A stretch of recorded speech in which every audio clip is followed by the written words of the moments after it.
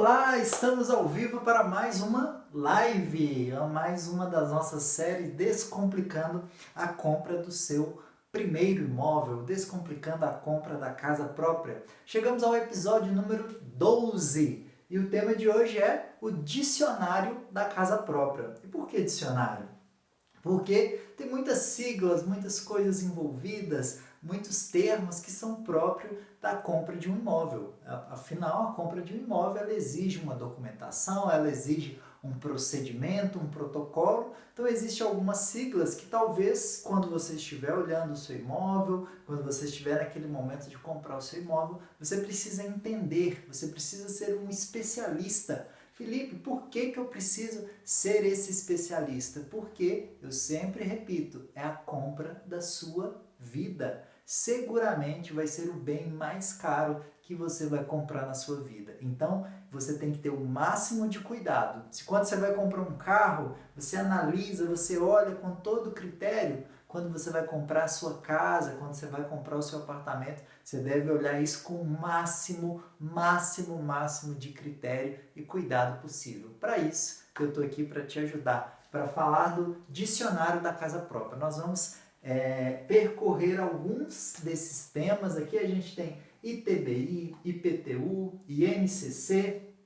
habite-se, IPCA, taxa de condomínio, taxa de juros, alienação, registro do imóvel. O que é tudo isso, né? Inclusive eu estou até pensando aí, se tudo der certo, fazer a parte 2, porque quando eu estava escrevendo esses termos aqui, eu pensei, gente, tem muito mais termos do que esses. Então, fica com uma parte 1 aí, em breve volta o dicionário da casa própria, parte 2. Mas esses são alguns dos principais e eu tenho certeza que se você ficar comigo até o final desse vídeo, você vai entender muito de como funciona a compra de um imóvel através do dicionário da casa própria. Então vamos lá, vou falar sobre o primeiro tema,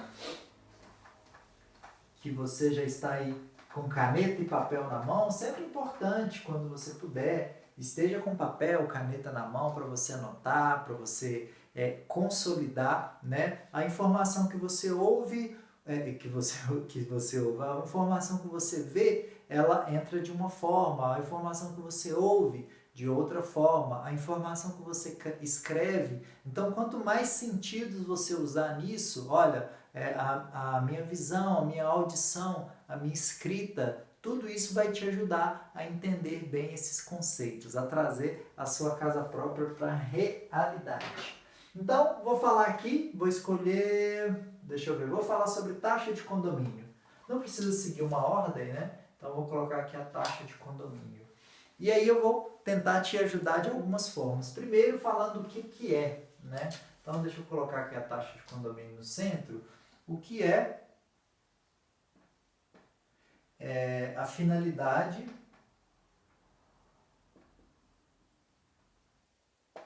o valor, caso ela seja uma taxa, né, se tem que pagar alguma coisa, e quem paga. Então vamos seguir todos esses temas. Eu vou falar exatamente esses 4 tópicos aqui. Então, a taxa de condomínio, o que ela é? É um valor que é pago quando você compra um imóvel junto com outras pessoas. Como assim?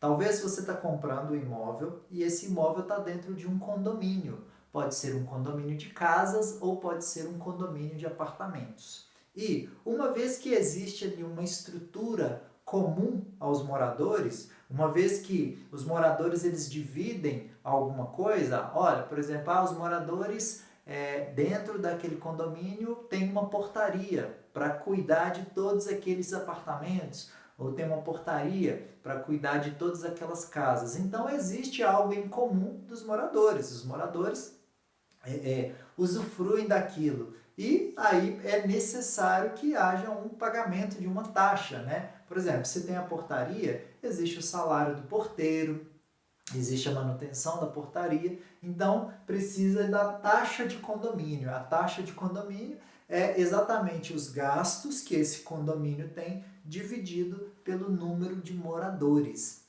Então, por exemplo, o salário do porteiro é R$2.000, Tem 5 casas, cada uma das casas vai ter que contribuir com o salário do porteiro, por exemplo. Olha, você tem o benefício de ter o porteiro, mas isso gera algum custo. E o bom de ter um condomínio é que esse custo pode ser dividido entre outras pessoas. Antigamente a gente via, né, nos bairros mais nobres assim, que algumas casas contratavam a sua própria portaria. Então algumas casas tinham um porteiro só para aquela casa. E aí depois foi se disseminando a ideia de morar em condomínios. Olha, por exemplo, você pode morar num condomínio que tem várias casas e uma portaria. Então aquele custo da portaria, ele não fica só para uma pessoa, ele é dividido entre as pessoas. Então o que seria? Seria uma divisão, vou pegar uma outra caneta, que essa aqui falhou, seria uma divisão dos custos do condomínio. Condomínio. Olha, por exemplo, o seu condomínio ele tem o gás incluso no condomínio, né? Na hora que a construtora estava criando aquele condomínio, ela decidiu colocar o gás incluso. E é melhor quando o gás é incluso no condomínio, por quê? Não sei se você já reparou, quando a gente compra o botijão de gás, né? Botijão de gás, meu botijão de gás está ótimo, né? Perfeito desenho. Esse botijão de 13 quilos, a gente paga um valor muito mais alto só para a distribuidora envasar o gás, né? Só para colocar o gás aqui dentro, do que propriamente o custo do gás mesmo. E aí quando é no condomínio, eles compram naqueles botijões maiores, por exemplo, 1 tonelada, são 1.000 quilos. E aí o custo aqui ele fica muito mais barato, porque só precisa encher uma vez. E aí quando você vai pagar o gás pelo condomínio, fica um valor bem pequeno. Então compensa muito mais quando você tem o gás no condomínio. E aí você paga mensalmente ali. Pega o valor que foi gasto de gás, divide para todos os moradores, né, cada abastecimento. Então, a taxa de condomínio é a divisão dos custos de condomínio. A finalidade é para manter esse condomínio bem organizado, para manter a ordem, manter a organização. Manter a ordem / organização. Por que manter a ordem? Muitas pessoas, às vezes, quando falam comigo, falam assim, nossa, Felipe, tem um condomínio lá perto de casa, é um condomínio que está todo jogado às traças, digamos assim, está todo desorganizado. E aí eu pergunto, olha, existe uma taxa de condomínio? Existe uma administração? Existe alguém que cuida desse condomínio? Muitas vezes não. Por quê? Porque quando não há manutenção, as coisas acabam estragando. Olha, você recebeu o condomínio e aí a administradora, né, foi lá e criou o condomínio, bem bonito. Aí as pessoas, não queremos condomínio. E aí não tem a taxa de condomínio, beleza, elas acabam não pagando mensalmente. Mas o condomínio fica jogado às traças. Quando precisa fazer uma capina ali na área comum, quando precisa repintar a portaria ou algo do tipo, não tem dinheiro para fazer isso. Então, é importante sim ter a taxa de condomínio. O valor vai depender, é negociado com a administradora e vai depender do que os moradores querem, né, com a administradora. Por quê? Pode ser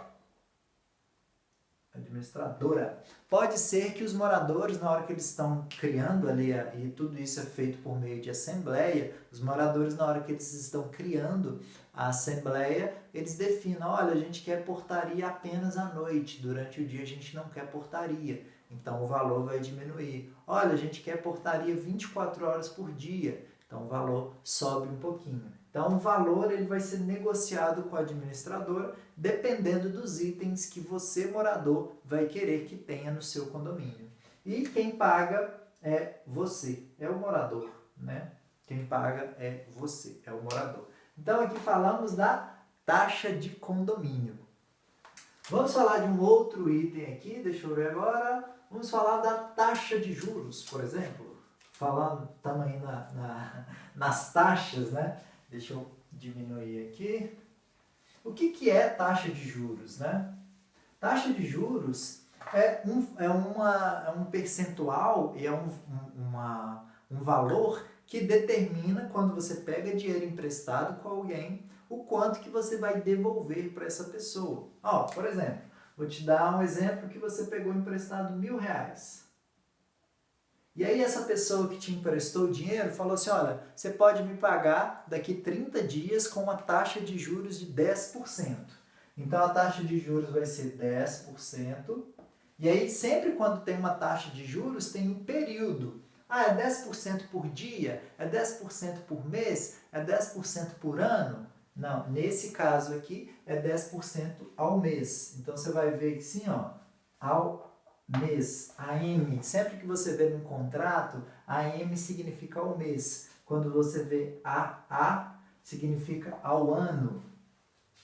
AD é muito pouco usado, significa ao dia. Os mais usados são ao mês e ao ano. Vou até apagar o ao dia aqui. Então, digamos que você pegou emprestado R$ 1.000 para pagar depois de 30 dias com uma taxa de juros de 10%. Ah, vai ser ao mês ou ao ano? Nesse caso, como você vai pagar com 30 dias, vai ser ao mês. Então, na hora de você pagar, você vai pagar R$ 1.000, que você vai devolver o dinheiro que você pegou emprestado, mais R$ 100, que é os juros.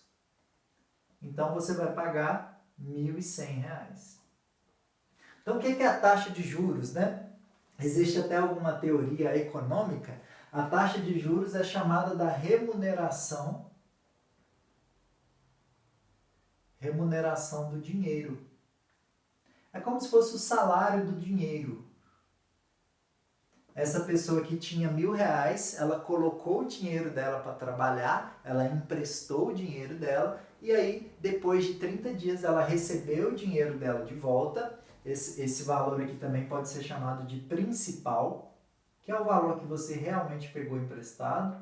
Você pegou só R$ 1.000 e aí 10% de juros seria também a remuneração, o salário do dinheiro. Né? E qual que é a finalidade da taxa de juros? Primeiro é para ajudar no risco. Pode ser que a pessoa que pegou o dinheiro emprestado acabe não pagando. Então, ela ajuda no risco. Ah, também é para remuneração do dinheiro, como eu já coloquei ali em cima.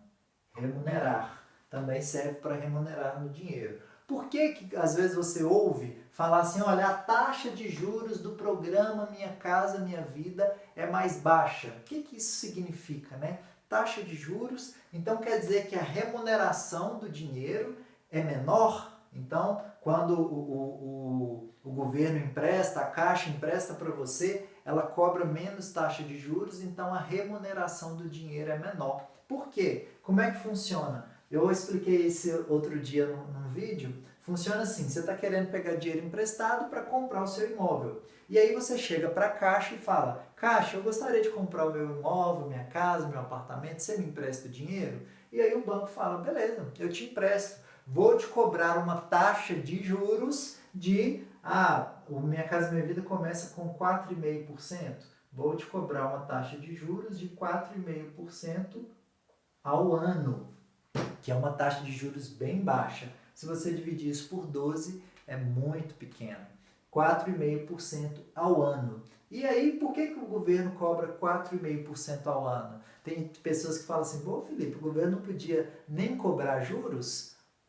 Poderia, mas só que se caso acontecesse a inadimplência, o risco era todo do governo. E aí ia acabar o dinheiro e ele não ia ter mais dinheiro para emprestar. Então a taxa de juros ela serve para aplacar ou para cobrir os riscos de todo o processo e também para remunerar, para pagar esse dinheiro que foi pego emprestado. Então 4,5% ao ano. Por que o governo cobra 4,5% ao ano? Porque ele usa o dinheiro do FGTS, que está guardado lá na Caixa, e para esse dinheiro do FGTS, para as pessoas que deixam o FGTS na Caixa, ela paga 3% ao ano.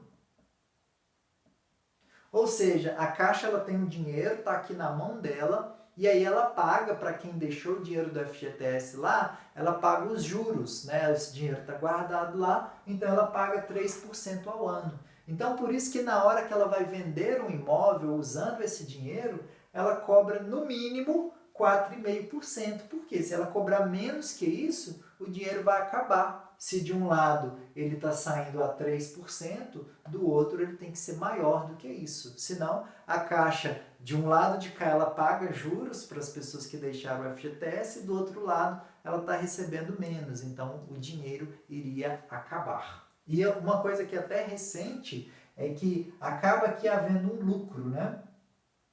As pessoas, a Caixa ganhava um lucro. E desde, se eu não me engano, 2019, a Caixa tem feito a distribuição de parte desses lucros. Ela ganha aqui um valor e ela retorna isso para o trabalhador. É meio que ela fala assim, olha, eu estou usando o seu dinheiro para emprestar para as pessoas comprarem imóvel, então eu vou te pagar uma parte desse valor, uma parte desses lucros que eu estou obtendo. E qual que é o valor da taxa de juros? Aí vai depender de alguns fatores, né? O valor depende... Aí eu vou colocar aqui, ó, da renda. Então, se a sua renda for maior, você pode pagar uma taxa de juros um pouco maior. E aí, por que isso? Porque a Caixa também é um banco social. Ela exerce um papel social na sociedade. Então, o que é que ela entende? As pessoas que podem mais pagam um pouco mais de juros, as pessoas que podem menos pagam menos juros. Então, o valor da taxa de juros depende da renda, depende do imóvel que você está comprando, vai depender da cidade, vai depender do fator social. O que é fator social? Eu expliquei isso essa semana. É se você está comprando sozinho, você não possui fator social. Se você está comprando com outra pessoa, você está somando a renda com outra pessoa, ou possui dependentes, você consegue o fator social. Então, a sua taxa de juros pode ser menor. Então, o valor da taxa de juros depende de cada um desses fatores. Quem paga também é você, que está comprando o imóvel. Agora, uma coisa importante com relação à taxa de juros é que quanto menor a taxa de juros, menor a sua prestação e mais financiamento você consegue. Então, se você consegue uma taxa de juros, por exemplo, de 5%, você consegue comprar o seu imóvel mais facilmente do que quem tem uma taxa de juros de 8%. Então, por isso que eu sempre ressalto que dentro do programa Minha Casa Minha Vida, você tem taxas de juros mais baixas. Você consegue taxas de juros mais baixas para comprar o seu imóvel. Beleza? Então, falamos de taxa de condomínio e taxa de juros. Vou dar um ok aqui para me lembrar, que é algo que eu já falei. Agora, vamos falar de IPTU. IPTU é uma sigla que muitas pessoas conhecem, né? Se você mora de aluguel ou se você mora, já paga assim, né? Já chegou naquele ponto que você paga as despesas da casa, seguramente você já deve ter pago em algum momento IPTU. IPTU, o que é, né? O que significa? É Imposto sobre a Propriedade Territorial Urbana. Que nome diferente, né? O que é? Na verdade, é um imposto sobre a propriedade de um imóvel. Imposto sobre a propriedade. Então, todas as pessoas que possuem um imóvel, ela tem que pagar um imposto por essa propriedade. Qual que é a finalidade? É ajudar nos gastos da cidade, né? Vou colocar aqui, ó, ajudar. Vou colocar manutenção da cidade, fica mais fácil para você gravar. O IPTU ele é usado para manutenção da cidade. Qual manutenção da cidade? Todas. Parte do dinheiro do município que você mora, ele vem do IPTU. E aí esse dinheiro é usado para a saúde, para a educação, para o transporte, para várias coisas dentro da sua cidade. O IPTU ele é usado para essa manutenção. O valor ele é um percentual sobre a avaliação do imóvel. Como assim? Percentual sobre a avaliação do imóvel?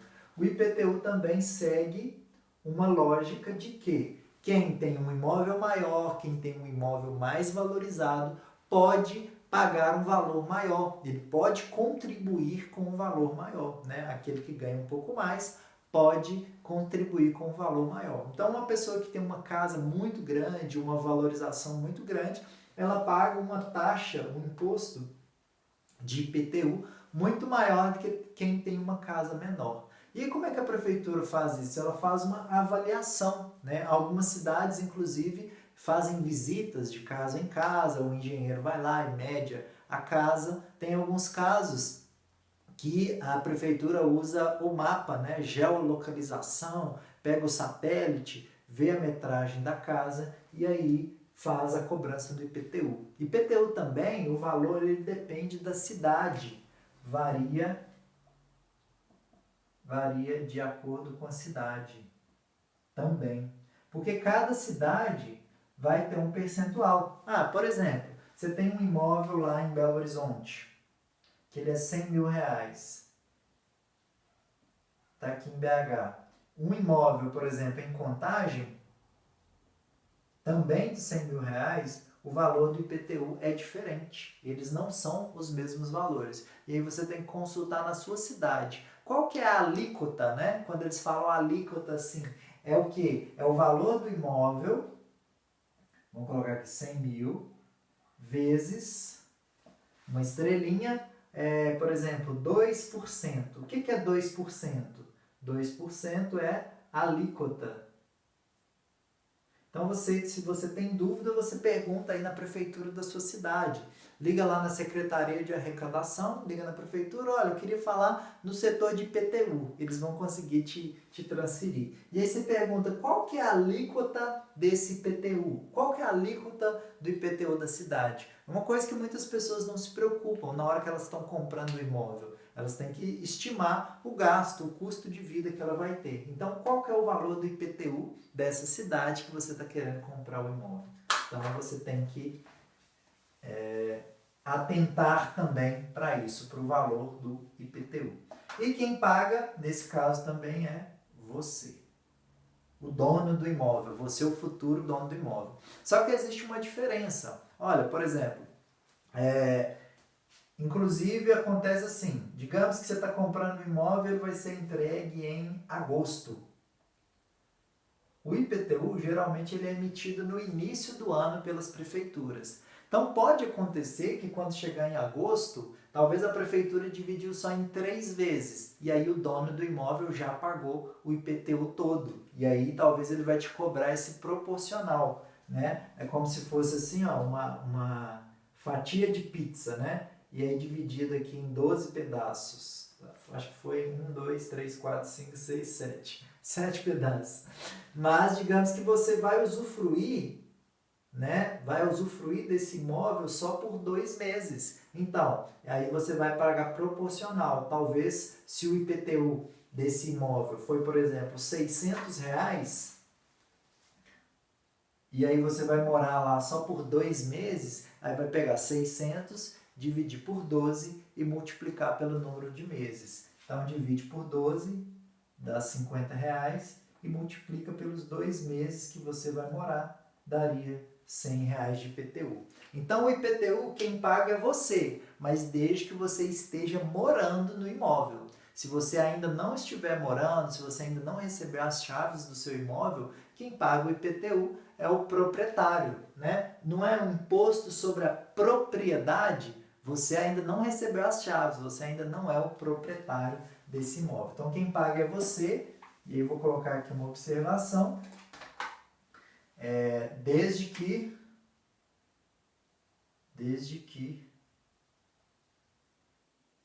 já seja o proprietário. Já seja o proprietário. Então, talvez você comprou, ainda não recebeu as chaves. Nesse caso, quem paga o IPTU é o proprietário do imóvel, é aquele que ainda é de propriedade do imóvel. Beleza? Então, fechamos aqui IPTU. Então, as pessoas que estão aí querendo comprar os seus imóveis, daqui uns dias vão receber um carnê da prefeitura com o imóvel no seu nome. IPTU. Vamos lá Falar sobre alienação. O que é alienação? Então agora nós vamos falar o que é alienação. Alienação é quando você pega um valor emprestado com alguém para comprar um bem e aí esse bem fica alienado à pessoa que te emprestou o dinheiro. Como assim? Espera aí que eu vou explicar. Então, digamos que está aqui você que pegou emprestado um dinheiro para comprar um carro. Vou ver se eu estou bom de desenhar carro. Ficou um ônibus, né? Pegou um dinheiro emprestado para comprar um ônibus, por exemplo. Você tem uma família grande, então você vai comprar um ônibus. Então você pegou dinheiro emprestado para comprar um ônibus. E pegou dinheiro emprestado em qual banco? Você pegou na Caixa, né? Digamos que aqui seja o banco. Então você chegou lá na Caixa e falou assim, ô Caixa, eu estou querendo dinheiro emprestado para comprar um ônibus. Você me empresta? A Caixa falou, beleza, eu te empresto. Desde que eu faça uma alienação nesse ônibus. E aí o que vai acontecer? O que é alienação? Você pega o dinheiro emprestado na Caixa, vai lá e paga o dono do ônibus. E agora o ônibus é seu, ele é da sua propriedade, ele está no seu nome. Só que no documento do ônibus, ou do carro, ou da moto, consta lá, quem que é o dono? Ah, você, por exemplo, João. Você que é o dono. E aqui embaixo tem uma observação. Qual que é essa observação? Alienado à Caixa. O que significa alienação? O ônibus é seu, está no seu nome, mas ele está alienado à Caixa. Ou seja, para que você venda esse ônibus, para que você transfira esse ônibus para outra pessoa, a Caixa tem que te autorizar. Por quê? Porque ela te emprestou dinheiro com essa condição de que seja para o ônibus. Se você tivesse pedido dinheiro vivo, talvez o banco ele vai dificultar um pouco mais para emprestar. Também já expliquei em um outro vídeo que quando você pega dinheiro mesmo, é muito mais difícil do banco te emprestar. Quando você pega, por exemplo, para comprar um ônibus, não é tão difícil assim, porque o banco, olha, se o João não me pagar, eu vou ter o ônibus aqui, eu vou ter esse bem. Agora, quando você pega para um imóvel, ele também pode ficar alienado, né? Lá no seu imóvel, na sua casa, vai ter lá no documento da sua casa que esse imóvel pertence ao João e a mesma coisa. E aí ele é alienado à Caixa. Porque a Caixa te emprestou esse dinheiro ou para comprar o ônibus ou para comprar a casa, porque ela sabe que se você não conseguir pagar, ela vai ter o bem. Então, em níveis de facilidade de conseguir um financiamento para comprar uma casa é muito, muito, muito mais fácil do que comprar um ônibus, um carro, uma moto, do que conseguir dinheiro emprestado, porque o risco é muito baixo. Você lembra que eu te falei da taxa de juros? Que uma das coisas que a taxa de juros serve é para pagar o risco. Nesse caso, o risco é muito baixo, porque se você tiver alguma dificuldade, a Caixa sabe exatamente onde é a casa que você comprou.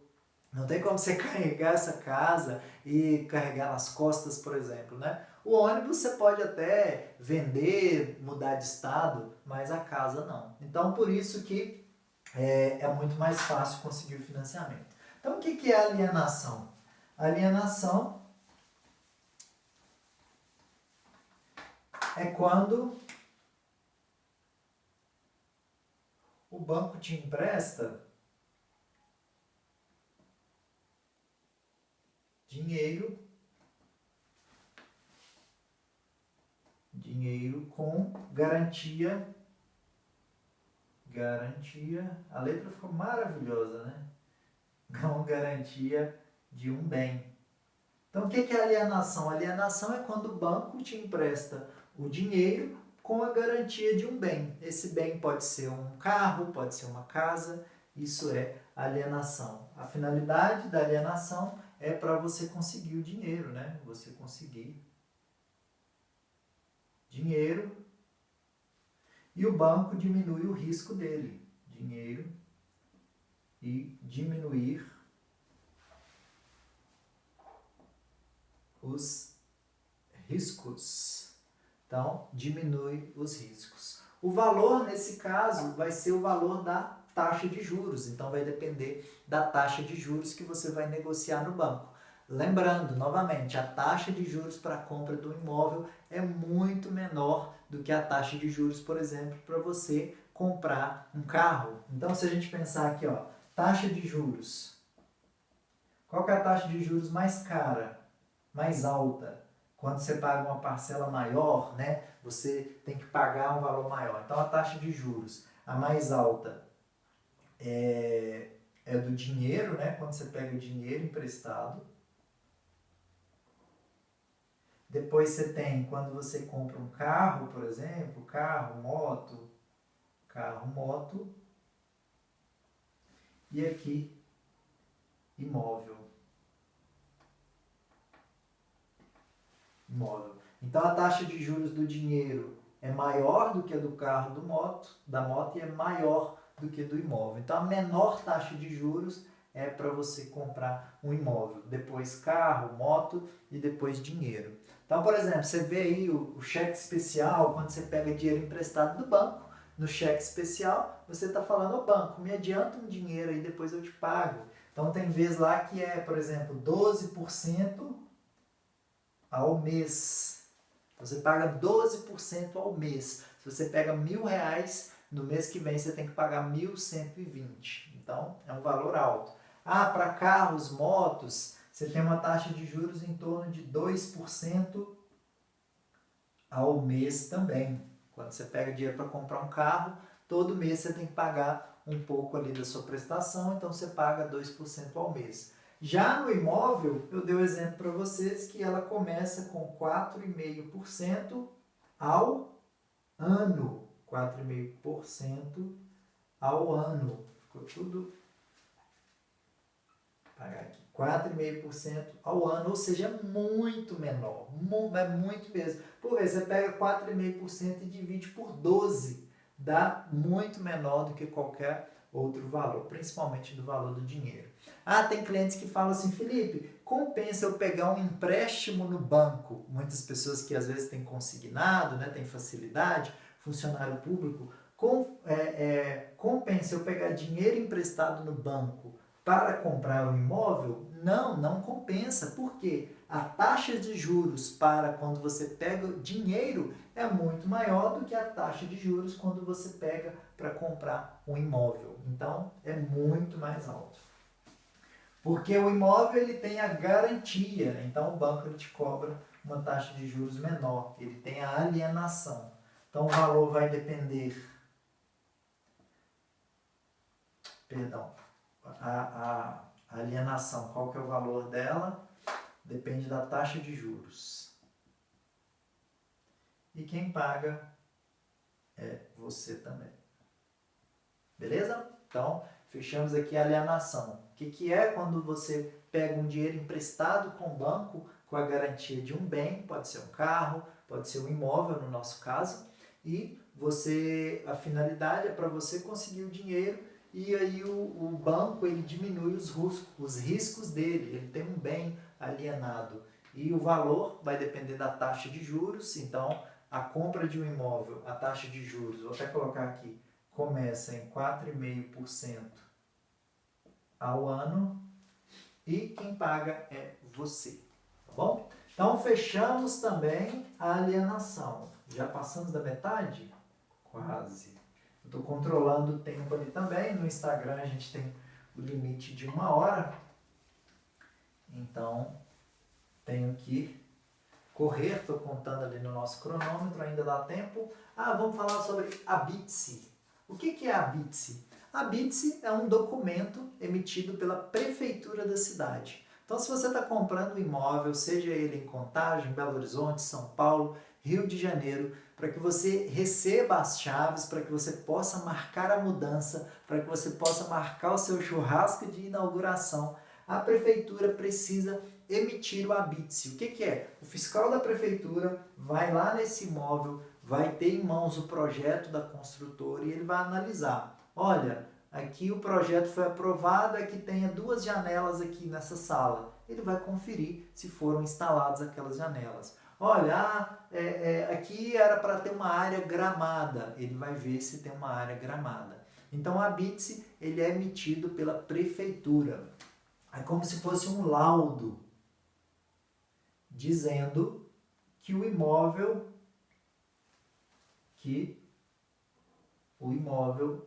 está habitável ou pode ser habitado, né? É melhor usar pode, que o imóvel pode ser habitado. Então, é por isso que tem esse nome de habite-se, habitado.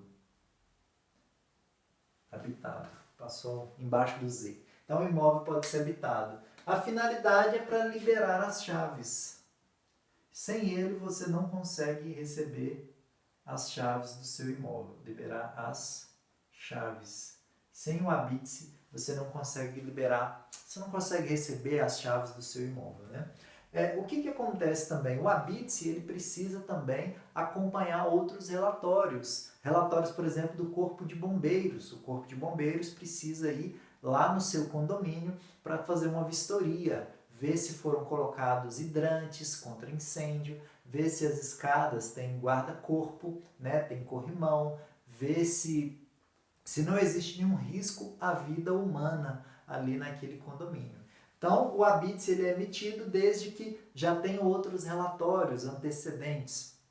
A Copasa ela precisa ir lá e fazer uma vistoria, porque aquele projeto foi lá quando a construtora ia construir, ela mandou para a Copasa, então a Copasa aprovou. Só que agora ela quer saber se tudo que estava no projeto se realmente foi executado. Então ela precisa vistoriar, também precisa vistoriar a CEMIG. A CEMIG precisa estar de acordo também. Então todos o habite ele é acompanhado também por esses relatórios. O valor, a construtora ela paga para a prefeitura.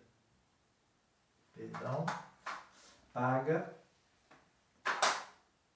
para a prefeitura e o valor depende do condomínio. Tem condomínios maiores, tem condomínios menores, vai depender da prefeitura da cidade, cada prefeitura tem as suas regras, então a construtora paga para a prefeitura. E, como eu já te adiantei, já te dei um spoiler, quem paga é a construtora.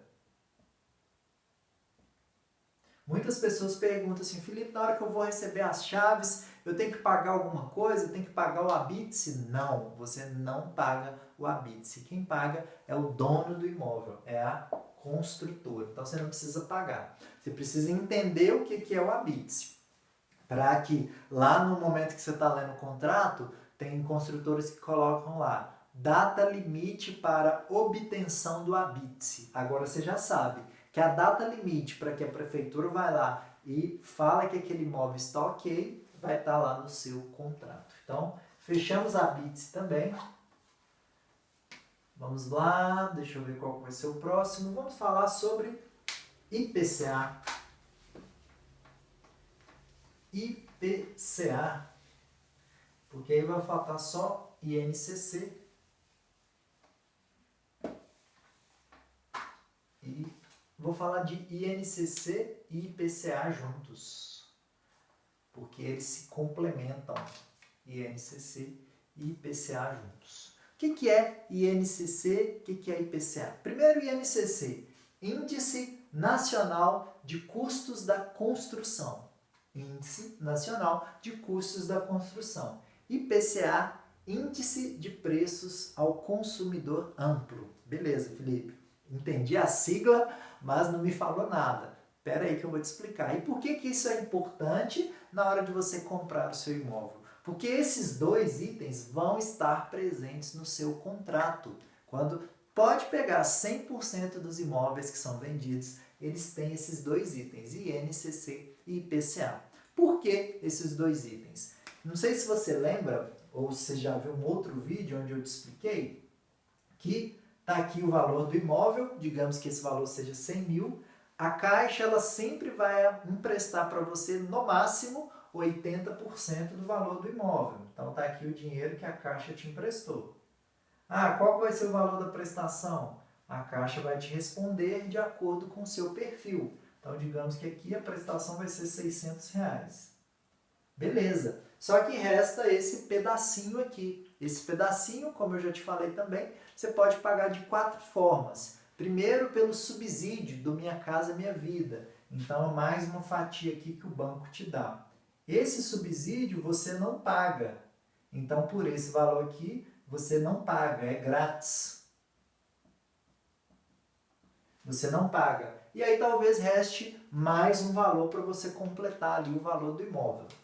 Você pode também usar o seu FGTS, não pode?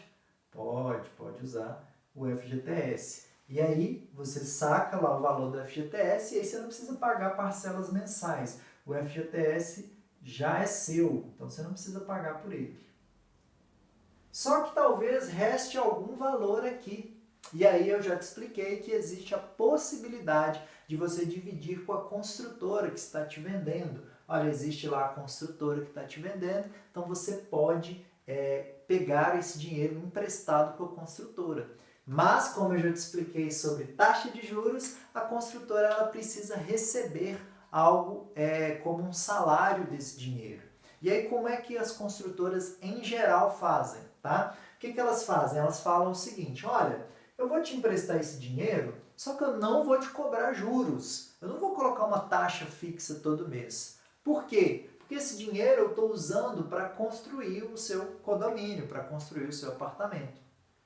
Só que é o seguinte, se eu te emprestar, por exemplo, R$1.000 e hoje R$1.000 derem para comprar, por exemplo, 100 sacos de cimento,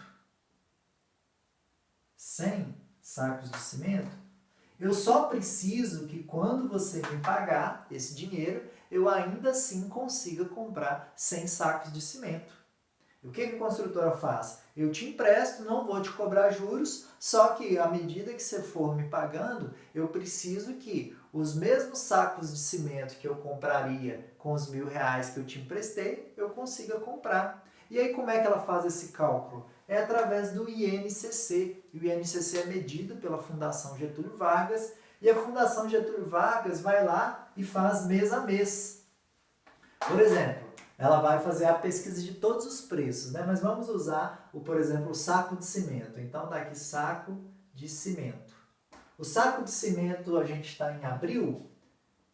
Se a Fundação Getúlio Vargas fazer uma pesquisa lá, nas principais capitais, e ela vê que em abril ele custava R$10. Se em maio o saco de cimento custar R$11, né? Aqui ele subiu 10%. Ou seja, o que indica? Que a sua parcela, o valor que você pagou para a construtora, ele vai subir um pouquinho. Por quê? Na hora que você for pagar a construtora, ela vai te falar, olha, quando eu te emprestei o dinheiro, eu comprava um saco de cimento.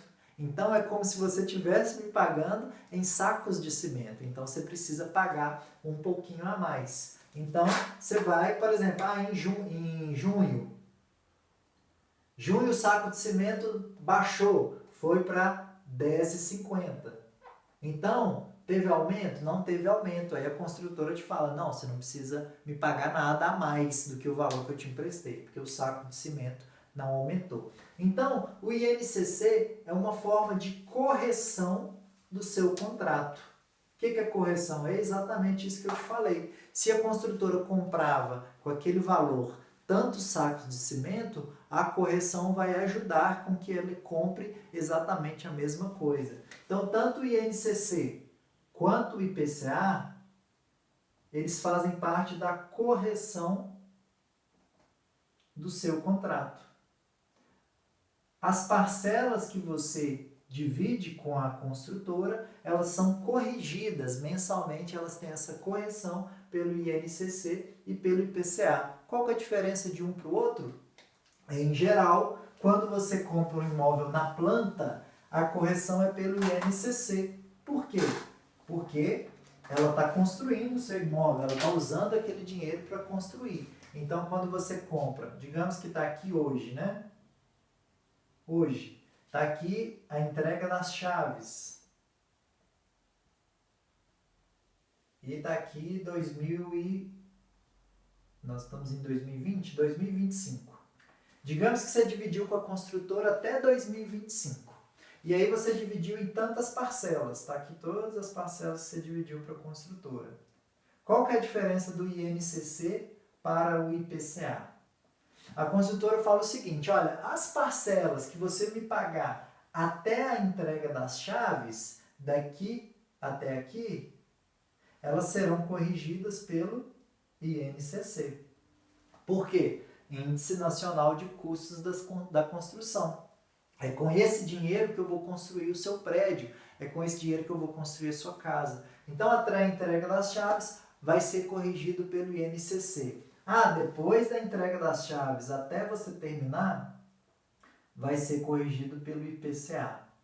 E por que é o IPCA? Índice de Preços do Consumidor Amplo. IPCA é a medida da inflação, é a medida de quanto as coisas estão subindo, né? Nesse caso aqui do INCC, é quanto os custos da construção estão subindo. Então é mais restrito, eles olham só para os custos da construção e vê o quanto subiu, o quanto desceu. Nesse caso aqui é a economia como um todo. Olha o quanto que está subindo a economia. Por quê? Nesse momento a construtora não está construindo mais o seu imóvel. E aí ela pegaria esse dinheiro para fazer compras de terreno, para fazer outros investimentos. Então ela te fala, eu não vou te cobrar juros, mas nada mais justo do que você, se no ano passado esse meu dinheiro comprava tantas coisas assim, agora você precisa me ressarcir, né? É como se fosse corrigido esse contrato. Então, antes da entrega das chaves pelo INCC, depois da entrega das chaves pelo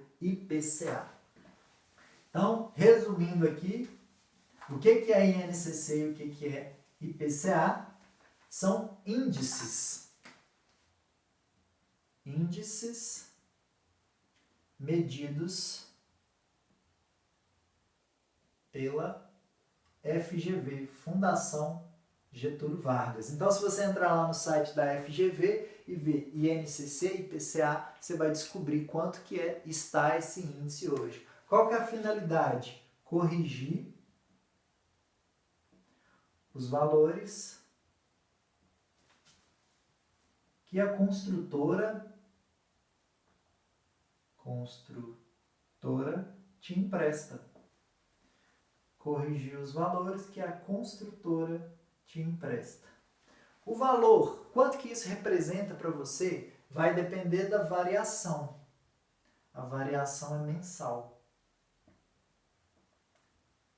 Hoje no Brasil a gente está num bom momento para quem está comprando imóveis. Por quê? A taxa de juros, a inflação ela está nas mínimas históricas. Elas estão chegando num nível muito baixo. Então, mesmo que você pegue um valor emprestado com a construtora, mesmo que haja essas correções, a correção é bem pequena, porque hoje a gente está num momento de inflação muito baixa.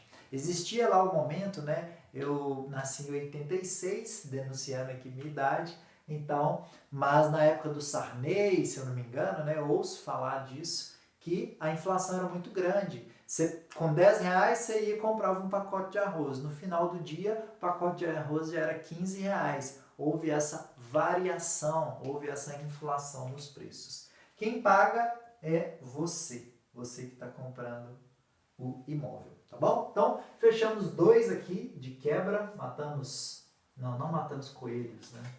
Mas finalizamos 2 atividades. Faltam as últimas 2, deixa eu controlar meu tempo, dá tranquilo. As últimas 2 também se complementam.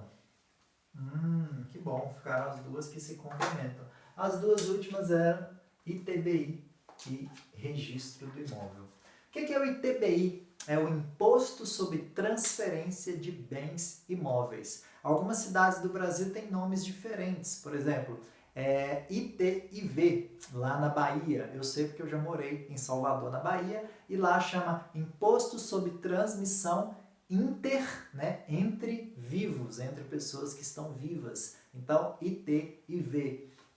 Aqui em Minas Gerais chama ITBI, Imposto de Transmissão de Bens Imóveis. O que é? É um imposto sobre transmissão. Sempre que um imóvel mudar de dono, né? Nesse caso, você está querendo comprar um imóvel, ele hoje pertence à construtora e ele vai passar para o seu nome. Vai haver essa alteração de donos. Então, sempre que há uma transmissão de donos, ao pagamento do ITBI. Qual que é a finalidade? É usado para transferir o imóvel. Então, antes de fazer a transferência do imóvel, você precisa do ITBI para transferir o imóvel. O valor do ITBI vai depende da cidade e depende do imóvel. Por quê? Existem cidades que o ITBI é mais baixo. Tem cidades que falam assim, olha, eu quero trazer mais moradores, eu quero povoar essa cidade, então eu vou reduzir o valor do ITBI e assim eu vou trazer novos moradores aqui para a minha cidade. Então tem cidades que o valor do ITBI é mais baixo. Grandes capitais, elas, digamos assim, elas não precisam mais querer atrair as pessoas, porque as pessoas já vêm. Então isso como também ajuda na arrecadação da cidade, ajuda na saúde, no transporte, na educação. Então a cidade maiores, né, grandes capitais tendem a ter o ITBI um pouco mais alto. E também varia de acordo com o valor do imóvel. Se o imóvel for mais alto, consequentemente a taxa vai ser mais cara. Quem paga? E aí depende. Pode ser você ou a construtora. Por quê? Porque tem alguns casos o ITBI ele precisa ser pago. Independente de quem vai pagar, precisa ser pago. Porque senão não dá para fazer o registro do imóvel. Vou chegar no registro daqui a pouquinho. Não dá para fazer transferência. Então, o ITBI ele precisa ser pago. Só que algumas construtoras, às vezes, elas fazem essas promoções, essas condições diferenciadas para atrair os clientes. Elas falam assim, olha, eu sei que tem que pagar o ITBI, mas eu vou pagar para você. Então pode vir comprar aqui hoje que eu pago para você. Então quando você vê lá a promoção, um anúncio falando assim, ó, ITBI grátis, tem alguns que falam documentação grátis, você sabe que ela não é grátis. Alguém vai pagar por ela, mas não vai ser você. Quem vai pagar nesses casos é a construtora. E existem formas de você negociar isso com a construtora, né? Qualquer outro dia eu falo sobre isso, sobre como você conseguir negociar com a construtora. E, finalmente, o registro. O que é o registro? O registro é, uma vez que você está transferindo o imóvel para o seu nome, uma vez que você já comprou da construtora, uma vez que já pagaram o ITBI, foi você ou a construtora que pagou, aí vai lá no registro do imóvel. Eu já falei algumas vezes que o registro do imóvel é como se fosse a certidão de nascimento dos imóveis. Então, no registro do imóvel vai constar os donos. Ah, esse imóvel era da Maria. Aí na linha de baixo, a Maria vendeu para a construtora Ser Feliz. Estou dando o nome aqui genérico, Ser Feliz. E a Ser Feliz vendeu para você. Vendeu para você.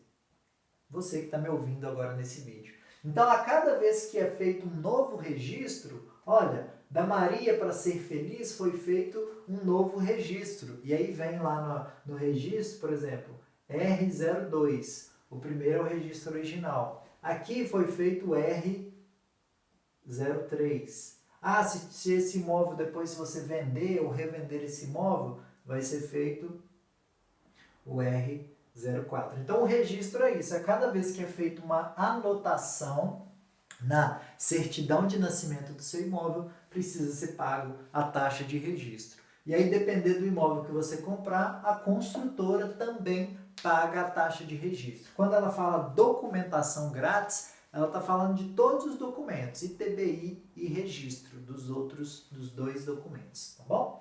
Então, ficamos por aqui, rigorosamente no nosso tempo ali. Quero agradecer você que esteve aqui no nosso dicionário parte 1. Enquanto eu estava falando aqui, eu estava lembrando de outros termos e com certeza, não tem jeito, vai ter que acontecer o dicionário da casa própria parte 2, porque tem muitos outros termos que é interessante e é importante você saber. Se você ficou com dúvida de algum termo, se você já ouviu, né, se for um mito para você, uma verdade e tal, mande a sua pergunta pra gente, deixa eu te ajudar. Pode mandar pelo Instagram, pode mandar pelo YouTube, pelo Facebook, por qualquer canal que você quiser, e eu vou ter o prazer em responder para vocês. Volto aqui amanhã com a nossa 13ª live, se eu não estiver errando das contas, acho que é 13ª, quarta-feira amanhã. Volto aqui para a 13ª live, eu quero te agradecer demais, demais. É um prazer estar aqui, é muito bom estar aqui compartilhando conhecimento com você. Indique, né, se tem algum amigo seu, algum familiar querendo saber mais sobre isso, mande o link para ele, fala lá, olha, acompanha o Felipe Queiroz, ele vai te ajudar também, tá bom? Então, um forte abraço e eu volto aqui amanhã. Tchau, tchau.